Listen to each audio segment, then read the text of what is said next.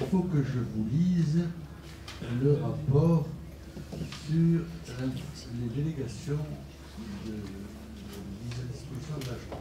Alors vous l'avez par écrit, mais si vous voulez que je vous le lise, je vous le lis volontiers.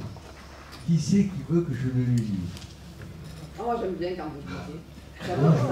Franchement, après ça va me manquer terriblement, donc je profite des derniers moments. moments. Si vous êtes dans la liste, on ne verra pas. Ben ouais, mais ça ne me dérange pas. Mais si vous saviez ce qu'on va pleurer de pas voir. Ouais, on va pleurer. Plaisir de vous entendre dire, incommensurable.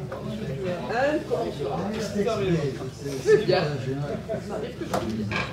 Bon, alors, à compter du 1er janvier 2020 jusqu'au 31 décembre 2020, il y a des agents de catégorie A qui sont mis à disposition en tant qu'agent de CPRO de la ville d'Orange.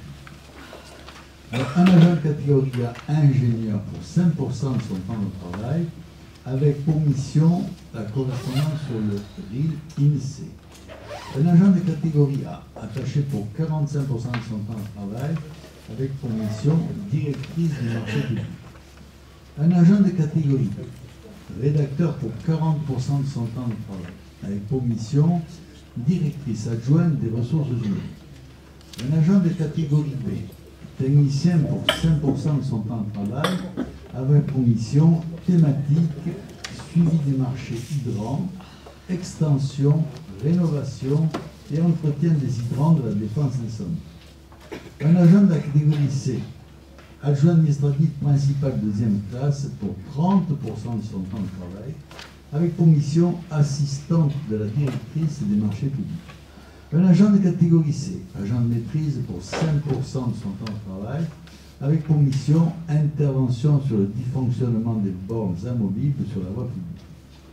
Un agent catégorie C, adjoint administratif principal de première classe pour 20% de son temps de travail, avec pour mission l'assistance de gestion administrative et financière pour assurer le suivi budgétaire de la compétence transport. Ensuite, mise à disposition de la ville d'Orange vers la CCTR. Un agent de, si vous ne suivez pas, vous me le dites, je raconte. Un agent de catégorie A, attaché principal, pour 50% de son temps de travail, avec pour mission directeur des services. Un agent de catégorie attaché principal pour 30% de son temps de travail, avec pour mission directeur des services mutualisés et de la protection des données. Un agent catégorie A, directeur territorial pour 40% de son temps de travail, avec pour mission directeur des ressources humaines. Un agent de catégorie A, ingénieur pour 20% de son temps de travail, avec pour mission ingénierie et projet communautaire. Un agent catégorie A, attaché pour 45% de son temps de travail, avec pour mission directeur financier.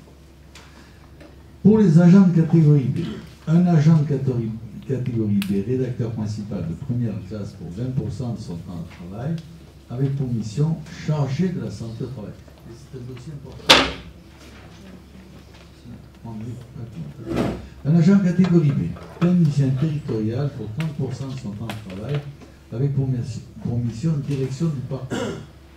Un agent de catégorie B, rédacteur principal de première classe pour 45% de son temps de travail, avec pour mission directrice adjointe ou directeur des finances.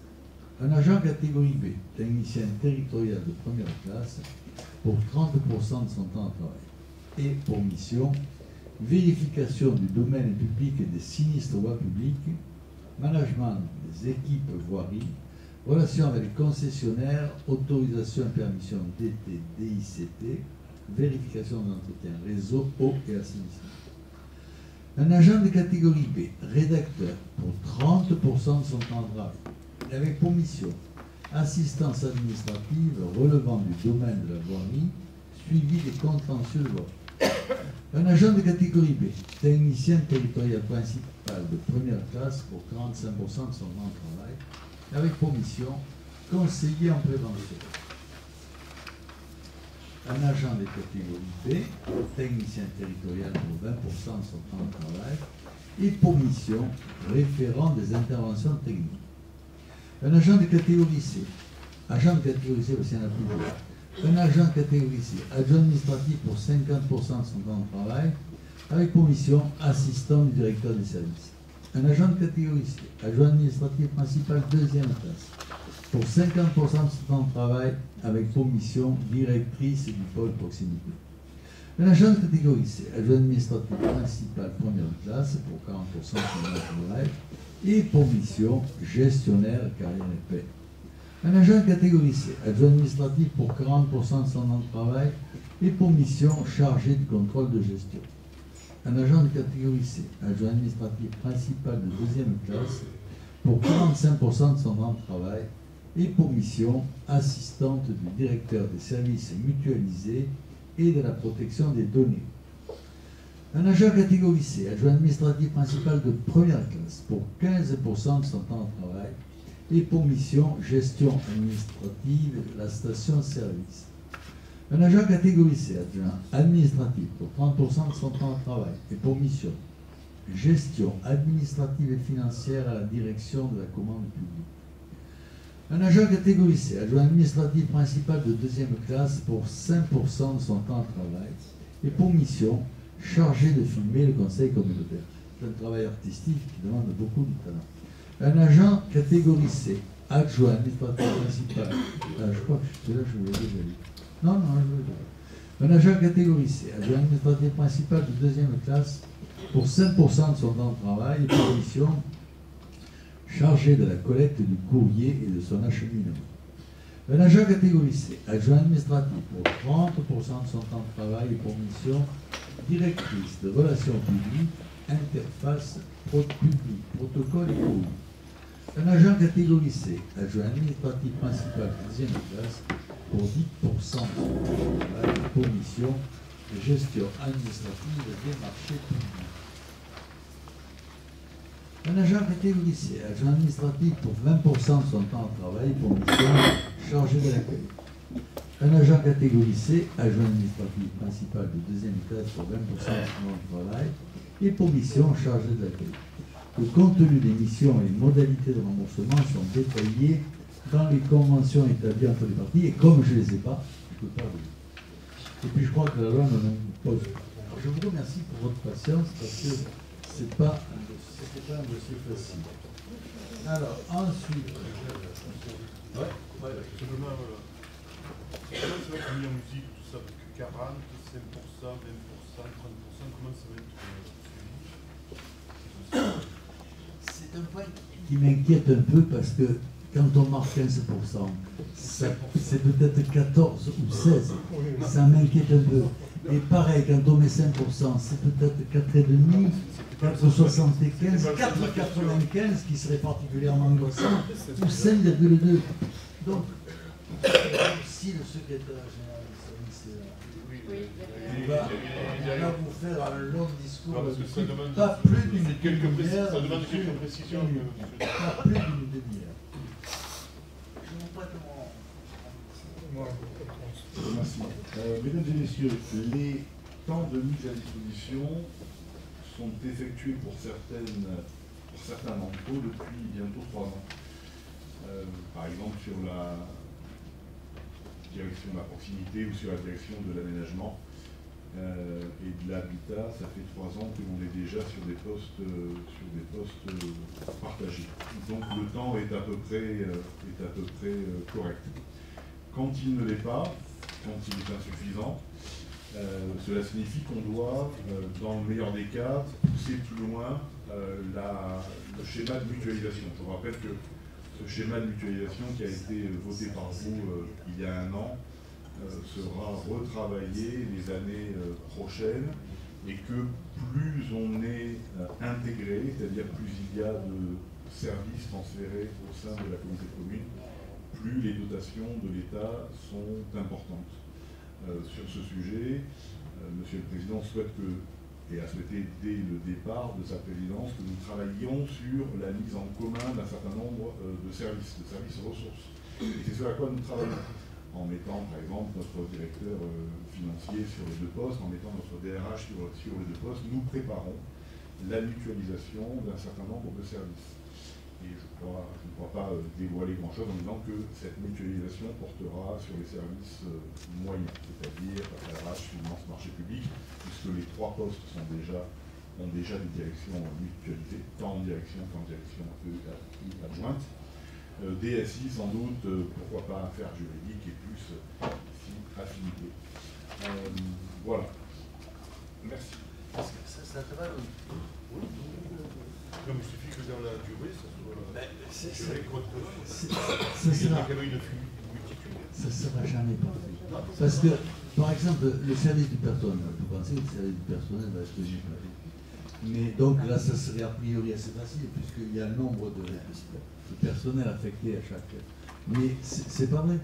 Parce que vous avez des agents qui demandent peu de temps dans la gestion, et d'autres qui demandent beaucoup plus de temps.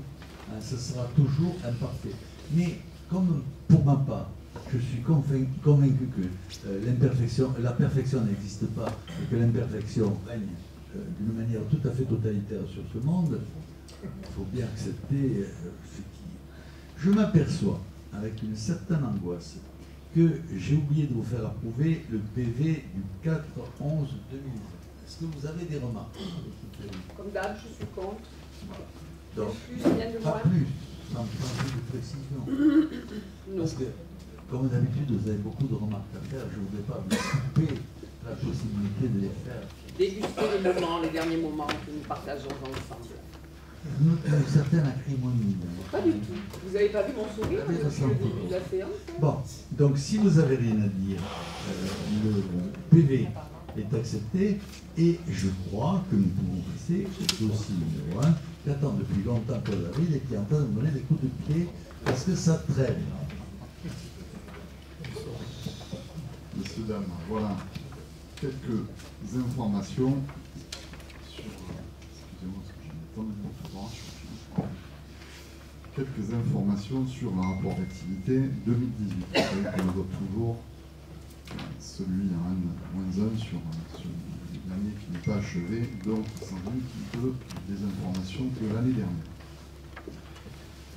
Vous le verrez, nous avons, comme vous le savez, 3 antennes de l'Office de tourisme intercommunal qui ont renseigné en 2018. Il s'agit de personnes qui passent par les antennes. Encore une fois, c'est toujours très relatif puisque tout le monde ne passe pas par les antennes. Et beaucoup de touristes, et même une majorité parfois, malheureusement, se contentent de plus en plus, avec maintenant les applications, avec Internet, de rivaliser et quelque part de parasiter, voire court-circuiter nos structures. C'est ainsi, c'est comme ça, c'est le monde moderne, il faut essayer de s'adapter. Donc, près de 68 818 personnes au comptoir sur l'année, avec 50 294 personnes sur Orange, 14 672 sur Châteauneuf-du-Pape et 3 912 personnes sur Courthézon. La plus grande partie se répartissant de mai 2018 à septembre 2018. Des visites guidées pour des groupes principalement sur Orange, avec 134 visites guidées du patrimoine par des professionnels, représentant un total de 3 873 personnes. Encaissé à peu près 18 570 euros. Une durée moyenne de 2 heures, principalement en français, sur Orange, mais aussi d'autres communes. Sur les connexions web pour promouvoir le territoire, on a à peu près 210 000 connexions pour près de 600 000 vues, avec une grosse audience pour l'agenda sur Orange, les onglets à voir, à faire. Des éditions papier 2018, nous avons édité 20 000 cartes touristiques, le guide des hébergements aussi pour 4 000 exemplaires, le guide des restaurants avec 2500 exemplaires, et le guide du patrimoine. Vous savez que les guides du patrimoine, vous l'avez vu, pour chaque commune ont été faits, a été édité à plus de 20 000 exemplaires. De nouvelles brochures papier et web, comme le guide ENO, édité à 6 000 exemplaires, les nouveaux plans des communes de Courthézon, Jonquière, Cadouin et Châteauneuf-du-Pape, comme je vous le précisais. Nous avons 10 agents en 2018 dans 3 points d'information touristique au service des touristes, mais aussi des habitants. Vous savez qu'en 2018, nous avons recruté un directeur conformément à la loi de l'EPIC, M. Hubert Maillot. Nous avons aussi élaboré, négocié une convention d'objectifs entre la CCPRO et l'OTPRO pour répondre à l'utilisation de la subvention d'équipe de l'OTI. Vous savez qu'on fonctionne essentiellement sur le basculement d'une subvention de la CCPRO qui a vocation à être quelque peu réduit année par année au regard de l'encaissement de la taxe de séjour, qui est de plus en plus importante, puisque maintenant vous avez la télédéclaration, la plupart des hébergeurs ou des gens ont pris l'habitude de le faire. Le nombre d'hébergeurs a été encore une fois rajouté, augmenté. Il y a toujours quelques petits coquins qui oublient de préciser à un moment donné le nombre de nuitées. Et bon, il faut y veiller parce que c'est difficile de contrôler, et puis il ne faut pas non plus avoir l'impression de critiquer les gens. Et de notre côté, il faut bien assurer une certaine égalité entre ceux qui le font et ceux qui ne le font pas. Voilà, donc, mais ça fonctionne plutôt bien, puisqu'on a à peu près récolté 273 000 € au titre de la taxe de séjour, et cela a vocation à augmenter. Voilà. Je vous rappelle que c'est ce qui finance essentiellement l'office de tourisme. On a un budget à peu près de 800-900 000 € par an, essentiellement qui fonctionne sur du fonctionnement, puisque c'est le propre des offices de tourisme avec des salaires. Voilà, donc je vous parlais de ça. On a mis en place aussi un club, alors qui reste aussi à développer, touristique à l'échelle de l'ensemble de notre territoire, avec l'objectif qui est évidemment de mobiliser les acteurs, les associer à un futur programme d'action et de développer l'écosystème touristique. Alors, une nouveauté aussi, nous y étions, c'était très très bien, le rapprochement de notre territoire avec des autres territoires touristiques de proximité. Il a été signé une charte des sites UNESCO de Provence, au nombre de 7, pour bénéficier de la synergie collective. L'objectif, c'est accompagner Culture Espace, qui a été associé à la démarche et y est favorable, dans la commercialisation du thé atlantique afin d'augmenter les visites et par là même la fréquentation de nos villes et nos villages. Un premier travail de fond sur le tourisme fluvial avec Avignon Tourisme aussi, pour irriguer l'ensemble des communes et aussi de nouveaux bateaux. L'entreprise Bertolo, dans les années à venir, qui se développe, il faudra de plus en plus aller vers cela. Énormément de touristes ont recours à la croisière sur beaucoup d'Américains, beaucoup de personnes sont intéressées, il y a une prolifération.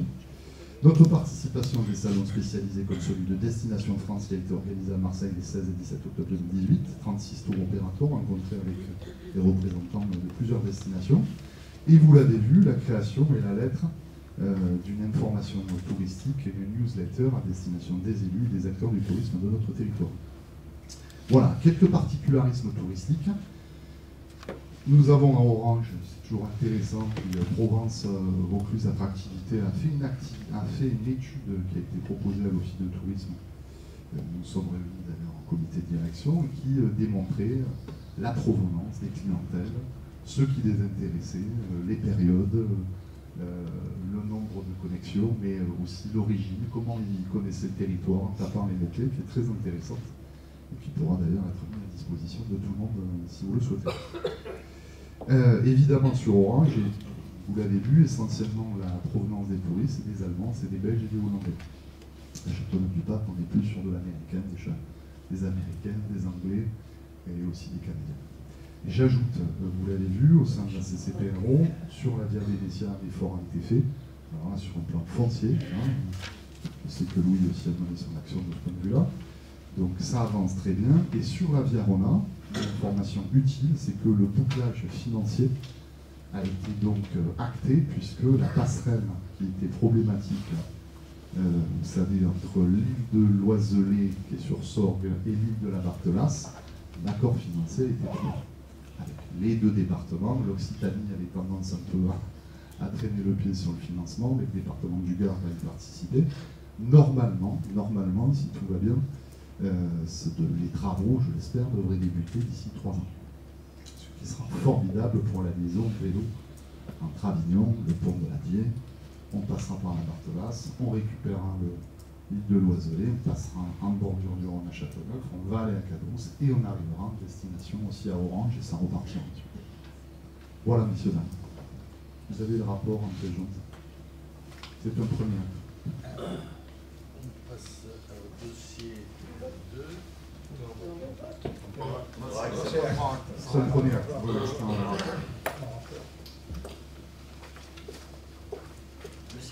C'est toi, s'il te plaît. Merci. Donc, dans le cadre de sa compétence en matière de gestion des eaux pluviales, la CCPRO étudie depuis plusieurs années un projet d'aménagement hydraulique destiné à protéger les quartiers nord de la commune de Jonquière.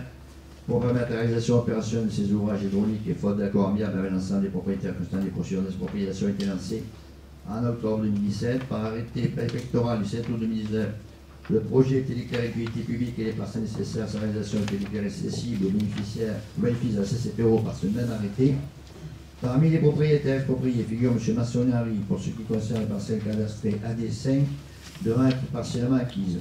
Par un avis en date du 30 septembre 2019, cette parcelle a été évaluée par le service des finances domaines à 8 502 €, toute indemnité confondue pour une superficie de 3 625 m². M. Massonnet est prêt à céder sa parcelle à ce montant, à néanmoins solliciter une indemnité supplémentaire d'un montant de 817,50 € pour la dépréciation de sa parcelle sur le fondement d'une expertise agricole foncière réalisée par un cabinet spécialisé. Sa dépréciation est justifiée par le découpage de la parcelle dans les conditions d'une part qui vont en restreindre l'exploitation et d'autre part qui vont entraîner une dévalorisation de celle-ci. Avant toutes ces signatures d'expropriation en fixation des indemnités de dépossession, une offre amiable doit être faite à chaque exproprié. Les crédits ont été ouverts au budget principal et donc proposé au président de la communauté de fixer le montant de l'offre d'indemnité que le président sera chargé de notifier à l'exproprié qui se décompose comme suit. Vous l'aviez dans l'explicatif. Donc, concernant M. Massonnet, donc le total de l'indemnisation, 9 319,50 € arrondi à 9 320 €. Concernant M. Bouillet, 7 608,84 €. Il convient que le Conseil de communauté délibère pour approuver le montant de l'offre d'indemnité d'expropriation fixé conformément au tableau ci-dessus, inviter M. le Président à notifier cette offre à l'exproprié et à son fermier, autoriser M. le Président ou son représentant à accomplir toutes les formalités nécessaires qui résulteront de la notification de cette offre. Y a-t-il des questions? Pas de questions, passe au vote. Qui est contre, qui s'abstient, qui est pour? C'est adopté, je vous remercie. Dossier suivant, c'est achat public. Convention constitutive cadre d'un groupement de commandes permanent entre la communauté de communes du Pays Réuni d'Orange et ses communes membres. La mutualisation des achats constitue l'un des leviers d'action pour améliorer l'achat des entités publiques. Ainsi, une démarche de mutualisation des achats permet notamment de réduire les coûts et de générer des gains financiers tout en limitant le risque juridique. Actuellement, le recours au groupement de commandes dit classique est soumis à un formalisme relativement lourd, délibération des collectivités membres et convention par opération. Pour gagner en efficacité, il est proposé de constituer un groupement de commandes permanent permettant aux collectivités membres d'adhérer librement et par simple décision. Le groupement a pour mission d'assurer la préparation et la passation du marché correspondant des besoins communs et dans les domaines d'achat définis, fournitures et services, travaux et assimilés. Les communes devront recenser leurs besoins et en faire part à la communauté chaque année au cours du premier trimestre, de manière à pouvoir déterminer quels achats sont susceptibles d'être groupés en cours d'année. Le groupement de commandes permanent est prévu pour une année renouvelable 2 fois, selon les besoins de la collectivité.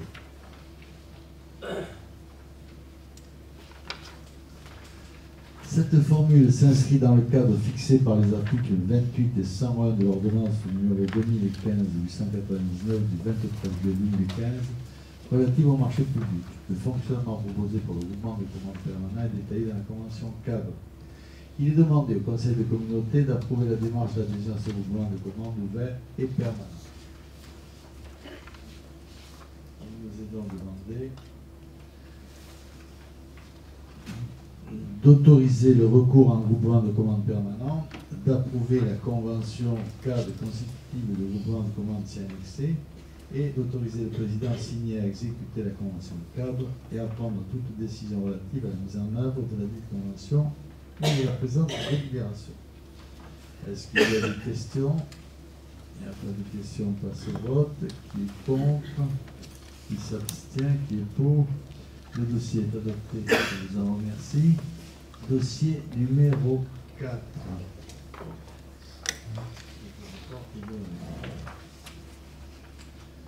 Achat public, marché 2013-16, protection sociale complémentaire de prévoyance des agents de la CCPO, avenant numéro 2, prolongation pour 2020. Par délibération du 13 juillet 2013, et à l'issue d'une consultation, le Conseil de communauté a décidé de signer une convention de participation à la garantie prévoyance, souscrite de manière individuelle et facultative par ces agents, en versant une participation mensuelle de 12 € à tout agent qui justifie d'un certificat d'adhésion à la garantie prévoyance collectable. Pour une année, la CCPRO verse une participation de 12 € à 50 agents, soit un montant annuel approximatif de 7 200 €. La convention de participation sera échue au 31/12/2019. En la circonstance, il a été convenu de travailler sur un marché mutualisé de protection sociale et alimentaire de gouvernance des agents de la CCPRO et des collectivités membres. Ainsi, dans la perspective de travailler sur un cahier de charges mutualisé, il est proposé de prendre l'avenant au contrat initial pour une durée supplémentaire d'une année et de reconduire la participation pour chaque agent de la CCPRO à la garantie de prévoyance, soit jusqu'au 31/12/2020. Pour information, le taux de cotisation des agents étant de 1,85% du salaire brut en 2019, le taux a été réévalué par l'assureur au taux de 2,10 pour l'année 2020, suite au rapport sinistre primes des 3 dernières années, de 2016 à 2018. Il est donc demandé d'autoriser la signature de l'avenant numéro 2 pour proroger le délai d'une année au marché de protection sociale complémentaire des agents de la CCPRO. Est-ce que nous avons des questions? Oui. Oui, allez-y. Juste une question d'information. C'est des dossiers qui sont compliqués. Il y a beaucoup d'agents qui... Voilà, on a l'impression que c'est cette garantie de prévoyance collectable. Alors ça correspond, c'est adossé à une société particulière qui est soutenue dans l'action, la subvention en fait qui est donnée, ou l'aide qui est donnée aux agents qui souscrivent à cette assurance. Quelle est la proportion des agents qui souscrivent? Voilà, il y a une petite question là-dessus qui n'est pas précisée. C'est important que tout le monde soit traité de la même manière, que les gens aient tous des assurances, y compris complémentaires, qui les couvrent. On est en plein dossier sur les retraites aujourd'hui, on voit que ce sont des sujets qui sont importants. Voilà, donc là, quand je le dis comme ça, c'est technique, je ne comprends pas tout. Si vous arrivez à me donner 2 explications, surtout qu'il n'y ait pas de discrimination dans un sens ou dans un autre. Oui, normalement, c'est des questions qu'on a en commission. C'est basé sur le agenda. Et en fait, c'est des contrats enfin, on avait souscrit un contrat avec Collective par convention, participation à l'époque. Donc, on a choisi pour la mutuelle des contrats labellisés. Donc, on a une participation pour la mutuelle sur les contrats labellisés. Par contre, sur la prévoyance, c'est un contrat au sein de la CCPRO et l'adhésion est facultative. Donc 50 agents aujourd'hui souscrivent et ont la participation de 12 €. D'accord, 50 agents sur combien au final? Sur 170. D'accord. Merci. On passe au vote. Qui est contre? Qui s'abstient? Qui est pour? Dossier adopté. Je vous remercie. Dossier numéro 5, Xavier Marco. Oui, merci Président. Donc, il s'agit d'un dossier GEMAPI. Toujours pareil dans le cadre de la création du syndicat mixte de l'EG, le SMEA, qui va donc être créé au 1er janvier 2020. Donc nous avons fait déjà le transfert de la compétence GEMAPI et aujourd'hui nous avons à désigner les représentants qui seront membres du conseil syndical du SMEA. Donc, par délibération 2019-29 et par délibération 2019-130 du 4 novembre 2019, le conseil communautaire avait déjà approuvé le projet de périmètre et le projet de statut du syndicat mixte issu de la fusion des 3 syndicats existants, Cidrezo, Cidrei et le SMA, qui était donc notre syndicat pour l'aval. Et le transfert de la compétence GEMAPI de certaines missions complémentaires dites hors GEMAPI. C'est tout ce qui gravite autour de la ressource en eau, de sa préservation et les milieux aquatiques en complément. Donc, il sera dénommé syndicat mixte de l'EG, pour faire plaisir à nos amis drômois, on a maintenu le E de l'EG, et le A pour le Vaucluse, à compter du 1er janvier 2020. Donc en vertu des statuts du SMEA, et notamment dans son article 6.1, le syndicat sera administré par un conseil syndical composé de 33 membres délégués titulaires, au sein duquel la CCPRO sera représentée par 12 membres, puisque nous sommes là. Le PCI majoritaire. Ensuite, c'est la CCBDP de Nyons. Au sein duquel la CCPRO donc, aura ses 12 membres, qui conviendront de désigner par anticipation. Cette désignation doit avoir lieu réglementairement, donc à bulletin secret, conformément aux dispositions de l'article 21-22-7 du Code général du petit territorial et en application aux syndicats mixtes fermés par renvoi des dispositions des articles 5211-7-1 et L5711-1 du même code.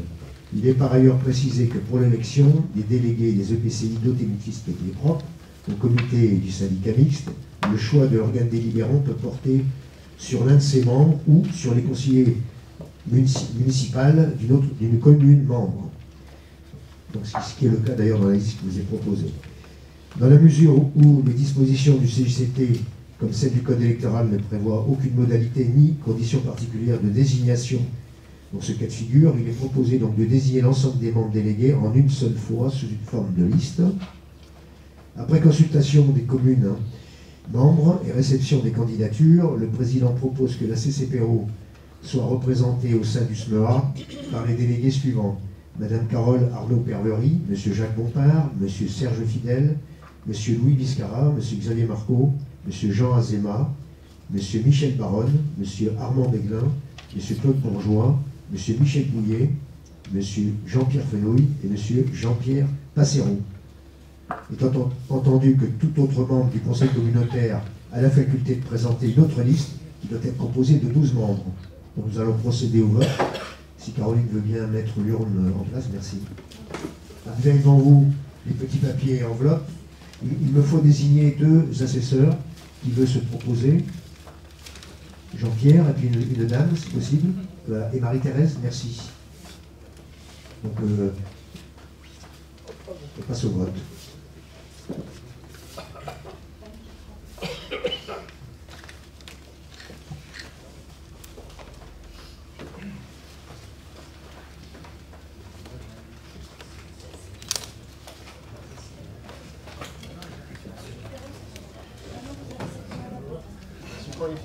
Monsieur qui ont les pouvoirs, effectivement.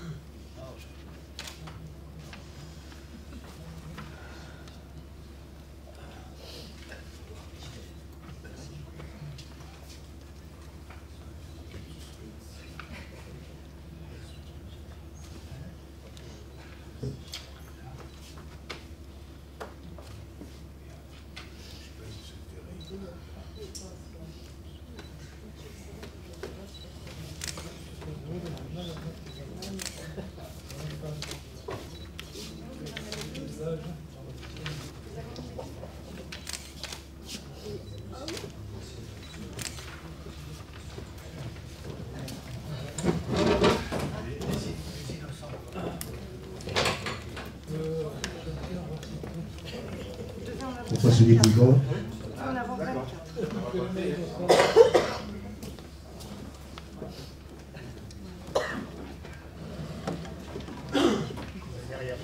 Oui, la parole. J'ai salué les journalistes.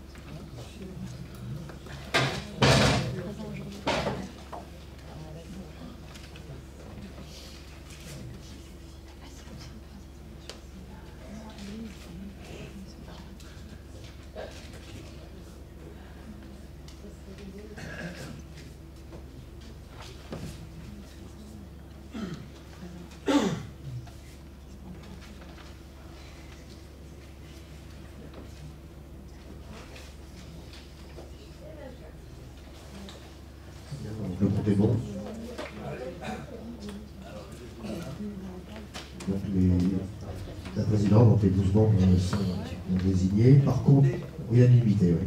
Par contre, sachez pour les 12 membres désignés que le 16 janvier, donc dans un mois jour pour jour, à 10h, à Nyons, il y aura la première réunion du comité syndical du syndicat unique, où sera désignée la gouvernance. Voilà. Donc il faut que tout le monde y soit présent, sachant que c'était un long combat, ça n'a pas été un long fleuve tranquille, comme la rivière d'ailleurs, il ne l'est point. C'était même torrentiel par moment, au niveau des réunions et des débats qui ont duré, on va dire, au moins 3 ans, sachant que c'est un projet qui date d'au moins 10 ans. Alors à peu près en même temps que le SMOP, qui lui avait réussi à le faire en 2010. Nous, on traînait, parce que les Drômois en particulier, avaient du mal à vouloir fédérer avec nous. Donc ça y est, on est d'accord, c'est ça le principal, et que la gouvernance ainsi que les répartitions, les clés budgétaires ont été actées également. Donc c'est important que ce syndicat, et on a l'obligation de le faire puisque la GEMAPI nous l'impose, donc pourra démarrer à compter du 1er janvier 2020, dont le siège social sera installé à la CCBDP à Nyons. Voilà.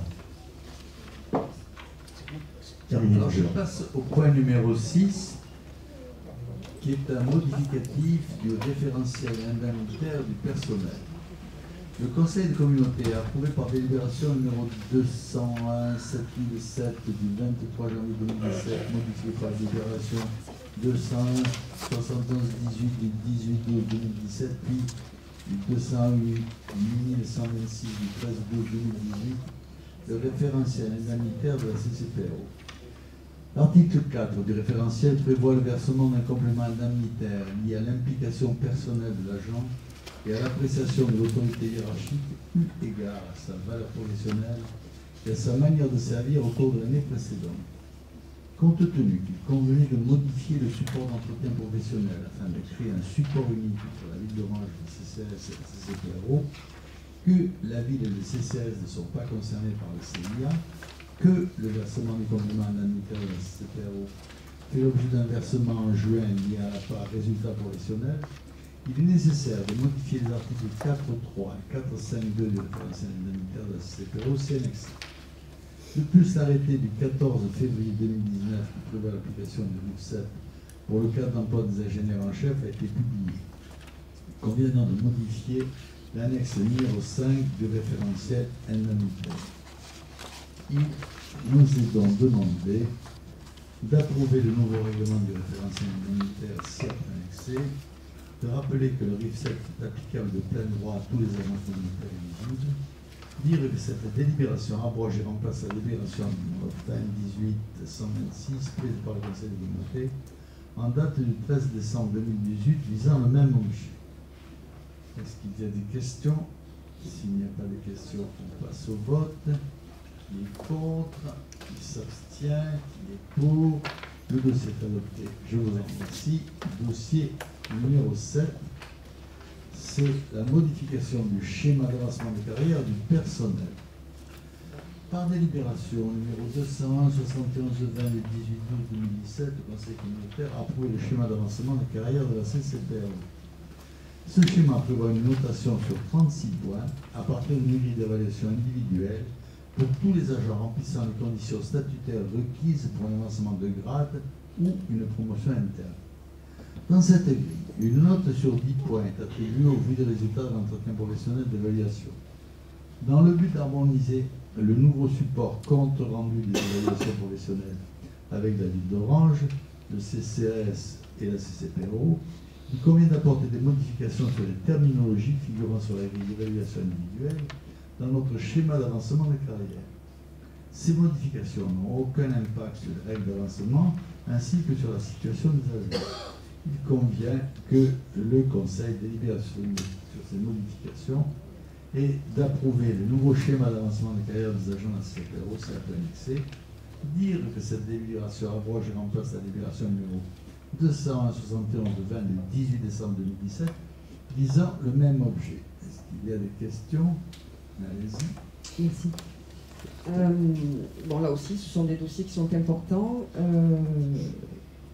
Concernant ce volet de l'évaluation des agents, Alors déjà, la commission consultative qui doit faire cette évaluation, donc on a 4 personnes qui sont des gens qui travaillent ensemble, qui sont tous d'accord avec eux, qui ont des liens forts et qui marchent la main dans la main et qui ont sans doute des difficultés à ne pas être d'accord les uns avec les autres. Un représentant de chaque syndicat, je ne sais pas combien il y a de syndicats représentés au sein de la mairie d'Orange. Ça aurait été intéressant de savoir s'il y avait un minimum d'équilibre dans cette commission. Ensuite, vous parlez de critères d'évaluation objectifs. Donc j'ai regardé avec attention l'objectivité de ces critères d'évaluation. La fiche d'évaluation de l'entretien, c'est pas très objectif, c'est même plus subjectif que ça, tu meurs, normalement. C'est-à-dire qu'on a un responsable, un chef, qui va juger d'une personne, s'il s'entend bien avec elle, si la personne en question est bien gentille, qu'elle fait tout bien comme il faut, on a un bon point, et si on ne fait pas tout bien, on est viré, on est expulsé, et on est mal noté et empêché dans son avancement de carrière. Et on a eu des événements, hein, notre chef DGS qui est toujours là, bien soutenu par notre président, a démontré que l'objectivité dans ce secteur-là est limite, voire inexistante. Et d'ailleurs, Monsieur le Président, vous en avez tout à fait, vous avez acquiescé d'ailleurs à cette irrégularité de la... Bon, en tous les cas, ce manque d'objectivité, puisque vous avez réintégré, je parle de Madame Gwenaël, je ne me souviens plus son nom, vous avez réintégré cette personne dans ses anciennes fonctions, parce qu'elle avait été effectivement décalée, sans doute par abus de pouvoir. La formation, c'est objectif, il n'y a rien à dire. Le concours, examen sur le grade concerné, c'est objectif, là aussi, il n'y a rien à dire.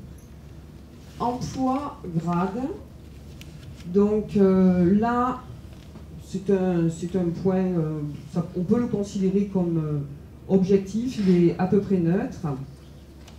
C'est vrai que de noter en fonction du nombre d'agents qu'on a sous sa responsabilité, c'est un choix. Je pense que la qualité du management, qui n'est pas démontrée ni à la mairie d'Orange ni à la CCPRO,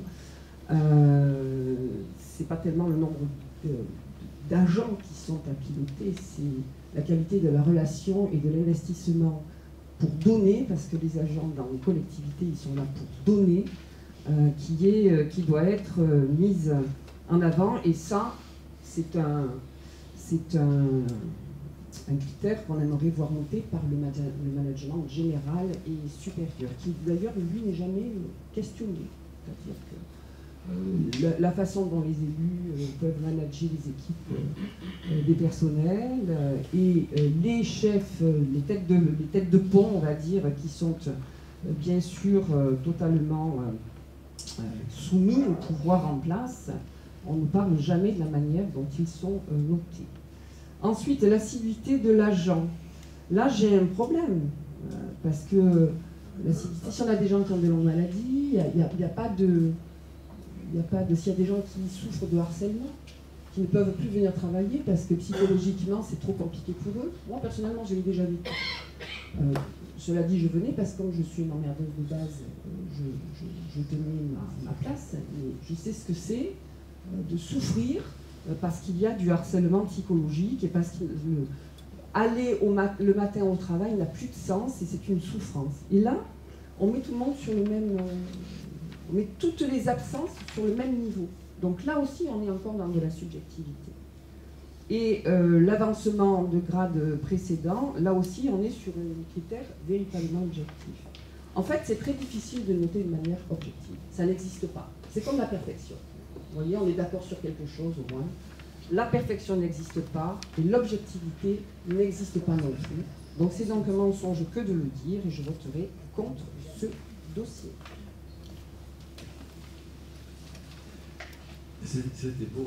Ah mais je vous en prie. J'espère que vous l'appréciez. C'était un peu long. Pas un peu long. Vous allez me laisser parler, rassurez-moi. Absolument. Parce que je fais preuve d'une longue patience. Alors, vous nous avez philosophé longuement, très longuement, sur la difficulté qu'il y a de noter des gens que vous faites travailler. Et je pense que vous êtes bien placé pour en parler, parce que vous êtes chef d'entreprise, certes à Avignon, mais quand même chef d'entreprise.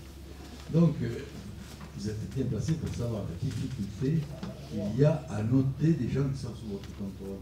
Et que, effectivement, selon qui fait le rapport, les résultats peuvent être différents.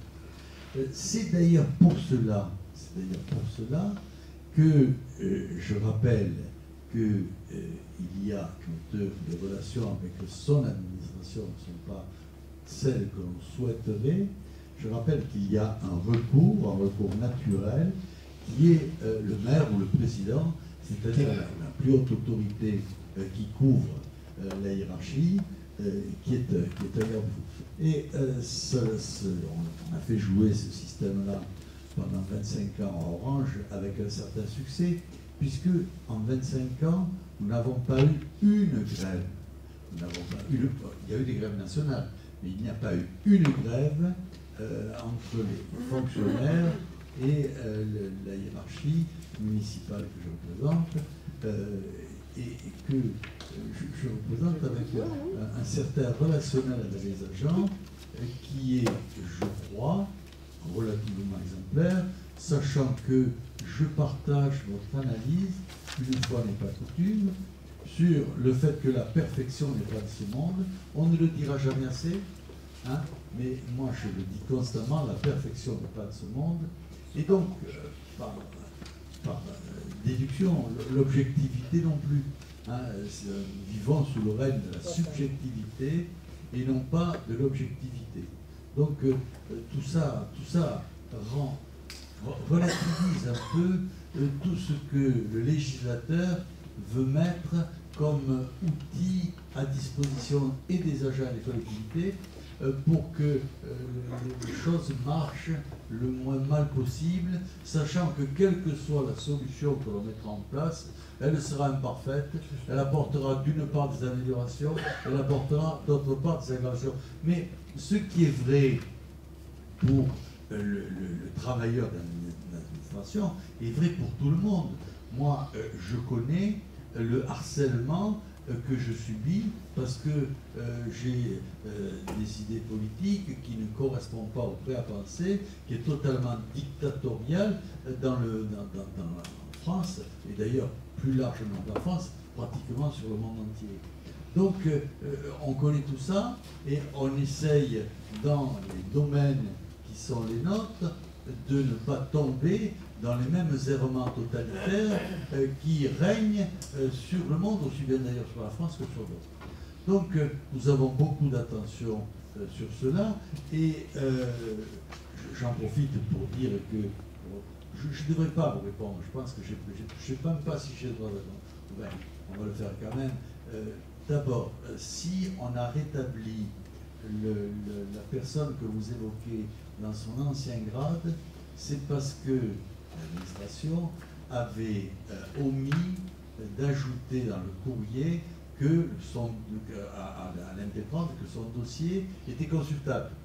Et que donc la carence de cette phrase-là permettait de faire un recours administratif qui s'appuyant sur un vice de forme, avait de fortes chances de passer.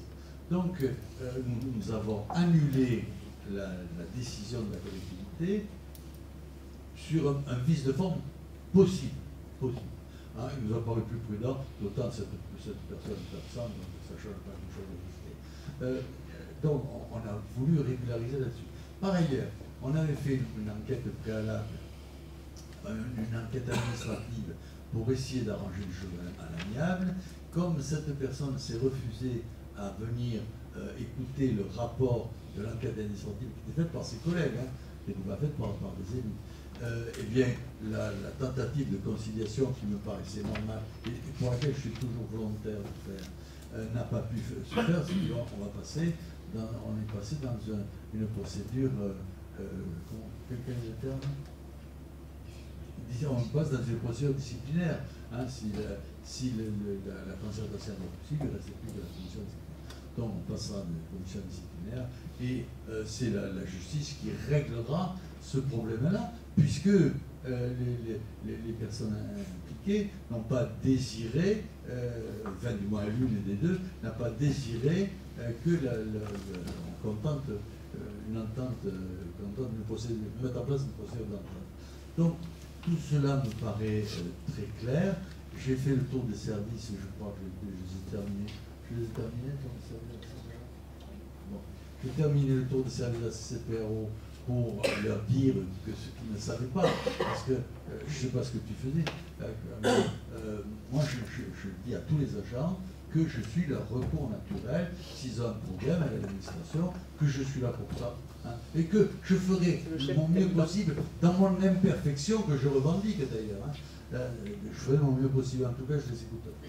Donc voilà, voilà, ben, c'était bien. Par ce vote, qui est contre, qui s'abstient, qui est pour, le dossier est adopté. Je vous remercie, dossier numéro 7. Monsieur le Président, est-ce que vous permettez que je vous salue? Non, c'est juste que je vous salue, je vous souhaite une bonne fête. Je suis obligée de partir parce que j'ai du travail sur ma table. Référence et à je la vous salue. justice, alors que vous récusez tout le temps les règlements qui régissent les élus. C'est une amabilité. Pour être audible, il faut d'abord, et pour être respecté, il faut d'abord être soi-même respectueuse. Or, vous êtes constamment irrespectueuse, vous êtes totalitaire et vous êtes insupportable. Alors, on passe au point numéro 7. Modification. On a fait. Allez, merci. Bah oui, parce qu'il faut bien un équipe boss quand même pour faire la machine. Alors, modification du tableau des effectifs, numéro 201, le 1002.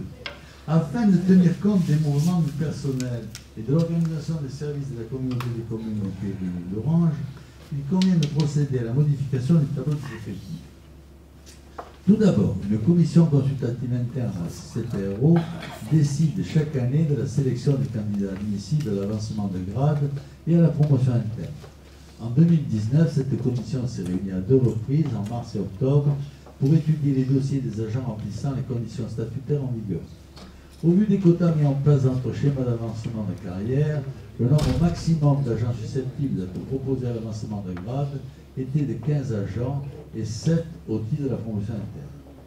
Le budget prévisionnel 2020, définissant le nombre de nominations, il a été décidé de proposer à la CRP de juin 2019 3 agents à la promotion interne, dont un ayant obtenu l'examen professionnel d'ingénieur territorial, un technicien territorial et un agent de police. Ont été inscrits sur la liste d'aptitude les 3 agents proposés. Puis, à la CAP de novembre 2019, 10 agents ont été proposés à l'avancement de grade, dont un agent ayant obtenu l'examen professionnel. Il convient donc de modifier le tableau des effectifs afin de procéder à la nomination de chacun des agents inscrits sur la liste d'aptitude et au tableau annuel des avancements de grade de 2020. De plus, de nombreux agents bénéficient du dispositif de recrutement sur des emplois aidés dont le statut est de droit privé et qu'à ce jour, il n'y a plus d'agents recrutés sur ce type de dispositif. Il convient de fermer les postes au tableau des effectifs du 1er janvier 2020. Enfin, il convient de procéder à la création d'un poste d'ingénieur territorial chargé de participer à la définition, au développement et à la mise en place de l'animation de la politique communautaire en matière de déchets, tout en favorisant l'économie circulaire et les solutions de traitement durable. Dans l'éventualité où le recrutement d'un fonctionnaire territorial ne peut aboutir et dans l'attente du recrutement de ce fonctionnaire, il peut être fait appel à un agent contractuel de catégorie A, conformément à l'article 3.3.2e de la loi numéro 8453 du 26 janvier 1984, dans la limite d'une durée maximale de 3 ans renouvelables une fois. Il convient que le Conseil délibère sur ce nouveau tableau. Y a-t-il des questions? Pas de questions? On passe au vote. On passe au vote sur l'approbation du nouveau tableau des effectifs. Qui est contre? Je sais avec à l'unanimité. Je vous en remercie. Point numéro 9. Budget principal Décision modificative budgétaire numéro 3.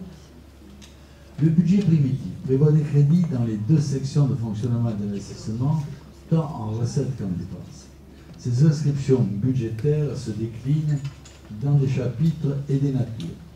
Étant provisionné, il est amené à être modifié en cours d'exercice afin de coller à la réalité des besoins. Les ajustements de chapitre à chapitre sont réglementés. Il convient alors de présenter au Conseil communautaire une décision modificative qui sera présentée au vote.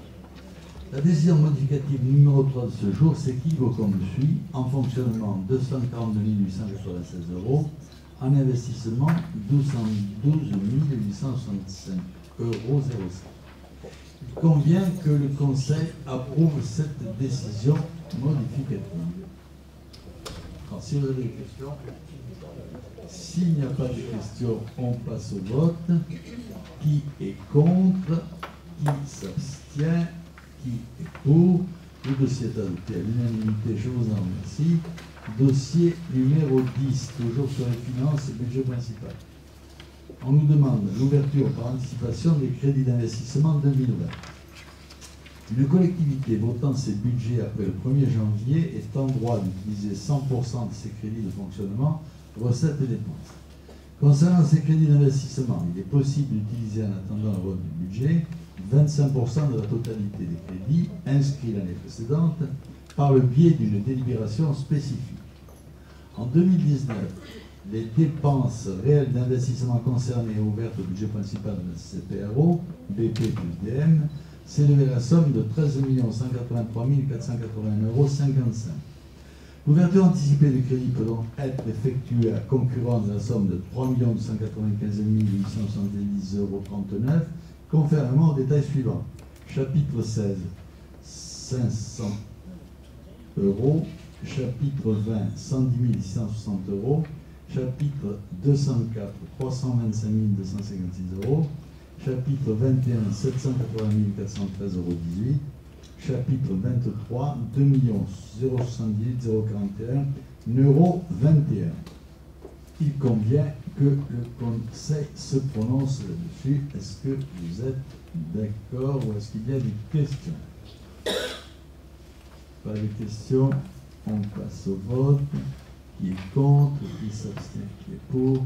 Le dossier est adopté à l'unanimité. Je vous en remercie. Dossier numéro 11. Toujours sur les finances, mais ce coup-ci sur le transfert de compétences eau et assainissement. Il s'agit de régularisation au titre de la police de la conservation. Il s'agit de régularisation également au titre de la gestion des eaux pluviales, de modification de l'attribution de compensation de la ville d'Orange, de la présentation du rapport de retraite et impact sur les attributions de compensation et les enveloppes de travaux des communes.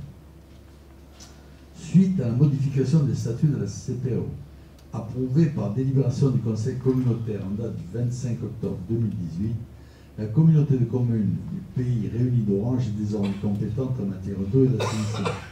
À cet effet, et afin de traiter d'autres points, une CLEC s'est réunie le 26 novembre 2019 de manière à évaluer les charges transférées et à déterminer l'impact de ces compétences sur l'attribution de compensation des communes membres ou de leur enveloppe de travaux. 5 dossiers ont été examinés. Les transferts de la compétence eau à compter du 1er janvier 2019, les transferts de la compétence assainissement à compter du 1er janvier 2019, la régularisation par transfert budgétaire au titre de la police de conservation, la régularisation par transfert budgétaire au titre du pluvial, la modification de l'attribution de compensation de la ville d'Orange. Concernant les 5 communes, les charges et produits ont été évalués pour les montants suivants. Pour Caderousse, il y a un produit de 17 783 € sur la police de conservation. Pour Châteauneuf, il y a un produit de 2 648 €, toujours pour la police de conservation. Pour Courthézon, un produit de 8 500 € pour la police de conservation. À Jonquière, un produit de 4 654 €. Et pour Orange, un produit de 1 097 569 € en police de conservation et des charges de 1 016 887 € pour le pluvial du canal de Pierrelatte. Il est à noter que conformément au pacte financier de 2016, et afin de respecter la neutralité budgétaire, l'augmentation de l'attribution de compensation d'Orange de 1 million d'euros s'accompagne d'une baisse de son enveloppe de travaux à hauteur de la même somme. Les transferts des compétences eau et assainissement n'ont pas d'incidence sur les attributions de compensation. En effet, deux budgets annexes leur sont dédiés, devant s'équilibrer par leurs propres recettes. Les trois autres points impactent soit les enveloppes de travaux, au titre de la police de la conservation et plusieurs modifications de l'attribution de compensation, soit l'attribution de compensation des communes, modification d'accès d'Orange. Et vous avez le tableau, je ne vous redis pas les chiffres de chaque commune, mais je vous dis les totaux. L'enveloppe de travaux pour l'Interco sera de 4 540 658,44 €. La nouvelle enveloppe de travaux, ça c'était l'enveloppe 2018. L'enveloppe 2020 sera de 3 654 925,44 € et l'attribution de compensation s'élèvera à 7 763 747,34 €. Donc, le total de la nouvelle attribution de compensation en 2020 s'élève à 8 763 747,34 €. Le Bureau et la Commission des finances ayant émis un avis favorable sur ces prises en compte de compétences, régularisation, modification, il conviendra que le Conseil de communauté prenne acte du rapport de la CAC qui sera transmis aux communes intéressées pour délibération concordante dans un délai de 3 mois. Il est donc demandé de voter. Alors, qui est contre? Qui s'abstient? Il est adopté à l'unanimité, je vous en remercie. Alors, on passe maintenant au dossier numéro 2.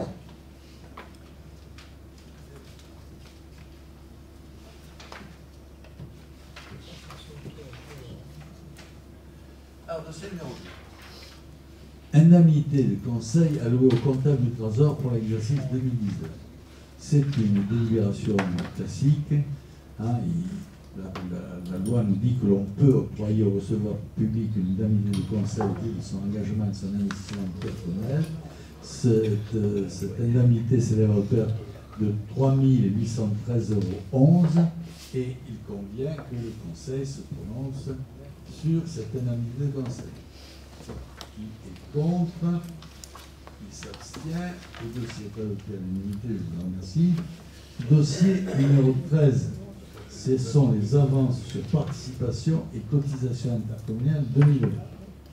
La communauté des communes du Pays Réuni d'Orange subventionne le fonctionnement de l'office de tourisme du Pays Réuni d'Orange dans le cadre de l'exercice de ses compétences ainsi que le syndicat mixte du bassin de vie d'Avignon. Afin de couvrir les besoins en trésorerie de l'office de tourisme pour le début de l'année 2020, il est proposé de lui attribuer un premier versement de 109 890 € sur l'année 2020, représentant 30% des subventions de 2020.